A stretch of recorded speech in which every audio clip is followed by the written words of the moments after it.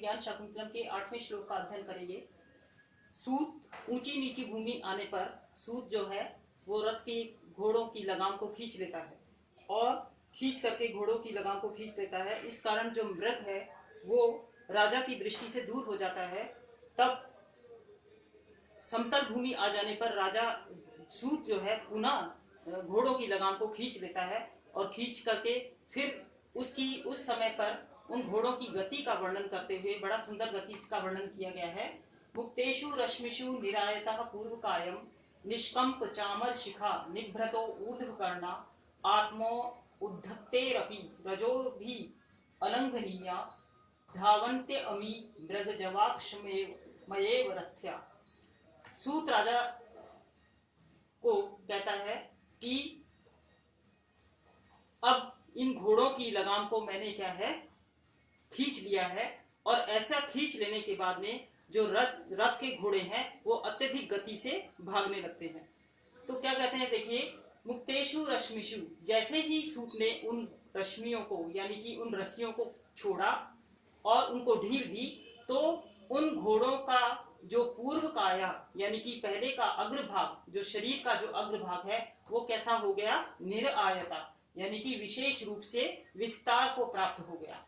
और निष्कंप चामर शिखा, जब वो घोड़े अत्यधिक तेजी से भागने लगे तो उनकी जो कलंगी लगी हुई थी उसकी जो शिखा यानी कि जो अग्रभाग था वो कैसा हो गया, निश्चल हो गया। निभ्रतो ऊर्ध्वकर्णा, और अत्यधिक तेज गति होने के कारण उनके जो रथ के घोड़े हैं उनके कानों के जो अग्रभाग हैं वो भी कैसे हो गए, निश्चल हो गए। आत्मो उद्धतेरपि रजोभिर अलंघनीया, और वे जो घोड़े हैं वे क्या है, रजोभिर अलंघनीया, आत्मो उद्धतेरपि, अपने ही द्वारा यानी कि अपने चरणों के द्वारा जब वो भाग रहे थे तो उनके चरणों से, उनके पैरों से जो धूली उड़ रही थी, अपने द्वारा उड़ाई गई धूली से भी, रजोभी धूली के द्वारा भी जो कैसे थे, अलंघनीय, यानी कि वो भी उनको स्पर्श नहीं कर रही थी। इतना अधिक तेजी से दौड़ रहे थे कि वो जो उनके द्वारा, पैरों के द्वारा जो मिट्टी उड़ रही थी वो भी उनका स्पर्श नहीं कर रही थी। धावन्ते अमी मृग जवाक्षमेव रथ्या, अमी रथ्या यानी कि इन घोड़ों, रथ के जो घोड़े हैं ये घोड़े मृग जवाक्षमेव अक्षम्येव, यानी कि मृग यानी कि हिरणों की गति को सहन न करने के कारण धावन्ते मतलब दौड़ रही हैं।